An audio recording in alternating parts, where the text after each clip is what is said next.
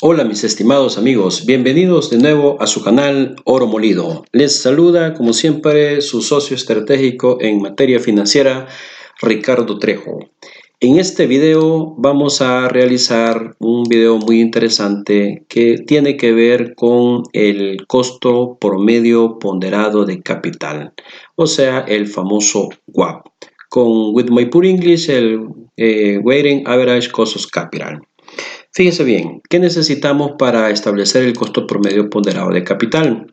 En realidad es una fórmula bastante complicada, ¿verdad? Pero no nos vamos a ir por la fórmula, al final es lo mismo. Lo que necesitamos, estimados amigos, es lo siguiente. Fíjese bien, toda empresa tiene una estructura de capital. Se le llama estructura óptima de capital, aunque según la teoría y los expertos en finanzas, establecemos que estructura óptima de capital no existe porque esa será definida por cada empresa. Pero bien, ¿qué es la estructura de capital? La estructura de capital, como lo podemos ver acá, son los componentes, ¿verdad?, que en un momento determinado una empresa puede realizar o echar manos para efectos de financiar un proyecto. Por ejemplo, en este caso, para esta empresa, tenemos deuda de largo plazo por $3.600.000. Tenemos financiamientos por acciones preferentes por $1.800.000. Y tenemos evidentemente las acciones comunes por $5.500.000. Eso nos da un total de $10.900.000. ¿Qué es lo primero que vamos a hacer con esta estructura de capital? Como usted lo puede observar acá, es obtener la participación que tiene cada uno de los componentes de la estructura de capital o de la composición de la deuda entre el total. Entonces, si nosotros dividimos 3.600.000 entre 10.900.000, nos da una participación absoluta de 0.3303. Eso traducido en términos relativos, ¿verdad? Porcentualmente hablando, quiere decir que la deuda de largo plazo tiene una participación en esta estructura del 33.03%. De la misma manera, hacemos con el financiamiento por acciones preferentes y nos da una participación del 16.51%. Y el capital común o las acciones comunes, ¿verdad?, que es el capital accionario del 50.46%. Como pueden ver, aquí tenemos nuestra participación del 100%.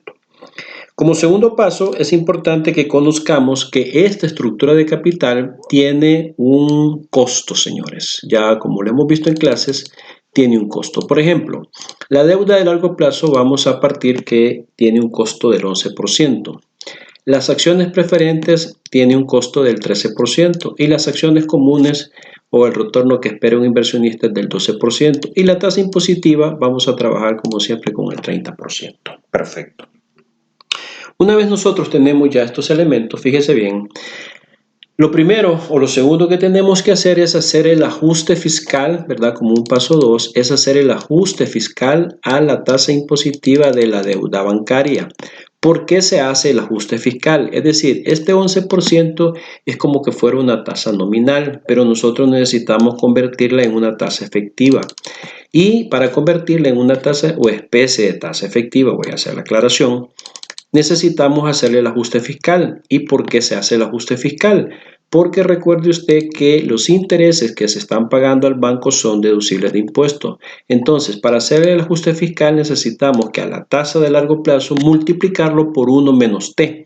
1 es un valor fijo y T es la tasa impositiva. Como podemos ver, siempre que estemos trabajando con el 30%, siempre vamos a tener el 0.70. Quiere decir que usted multiplica cualquier tasa, ¿verdad?, que tenga acá, la multiplica por 0.70 y la tasa efectiva que realmente necesita en su promedio ponderado es del 7.70. Si esta tasa, por decir algo, fuera del 12, fuera el 8.40. Si esta tasa fuera del 10, pues fuera el 7.70. Y así sucesivamente. En este caso estamos trabajando con el 11%. Perfecto. Ok, una vez nosotros ya hicimos el ajuste fiscal, fíjese bien, vamos a un paso 3, donde nosotros fácilmente ya estamos en capacidad de obtener nuestro costo promedio ponderado de capital. Observe, por favor. ¿Qué es lo que va a hacer en el paso 3? Volver a colocar la estructura de capital. Y no es nada más que, ¿verdad?, vincular lo que ya tenemos arriba. Mire, todo está vinculadito. ¿Qué tenemos acá? Tenemos la participación relativa, que fue la que fuimos a obtener, se recuerda, cuando hicimos prácticamente nuestro primer paso. Y eso lo vamos a multiplicar por el costo de la deuda de cada uno de los componentes de la estructura de capital.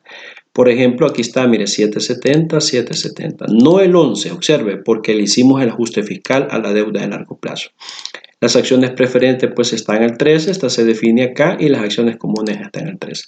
Cuando nosotros multiplicamos, fíjense bien, el costo de la deuda por la participación relativa, obtenemos nuestro ponderado. Y la sumatoria es nuestro costo promedio ponderado de capital. ¿Qué significa este costo promedio ponderado? Que es la exigencia mínima que un proyecto va a tener y es lo que sustituye en la fórmula del valor actual neto o valor presente neto. Se recuerda que dice que es la inversión inicial negativa menos la sumatoria de nuestro flujo de fondos entre 1 más I elevado a la n. Ese I, esa I que está en la fórmula es el 1074.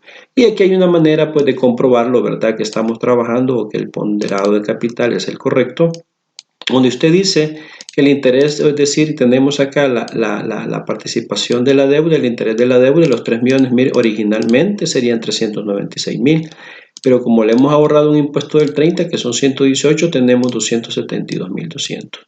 ¿Cómo lo comprobamos eso? Bueno, el retorno esperado por las acciones preferentes son 234,000 y el retorno por las acciones comunes son 660,000. Cuando usted hace esto, fíjese bien acá, ¿verdad? En la formulita, tenemos nosotros un total, que sería como que nosotros, ¿verdad? A la estructura de capital total lo multipliquemos por el costo promedio ponderado y aquí puede ver usted la diferencia. Bueno, estimados amigos, espero este video les sirva de mucho, ¿verdad? Para que usted ya no tenga problemas para obtener su costo promedio ponderado de capital y observe que es una forma sencilla de obtenerlo. Aclarando nada más que estamos trabajando en este caso con 3 elementos. Aquí pueden haber hay otros elementos de la estructura de capital, pueden agregarse los bonos, por ejemplo. Por el momento eso es todo. Se despide de ustedes en su canal Oro Molido, Ricardo Trejo.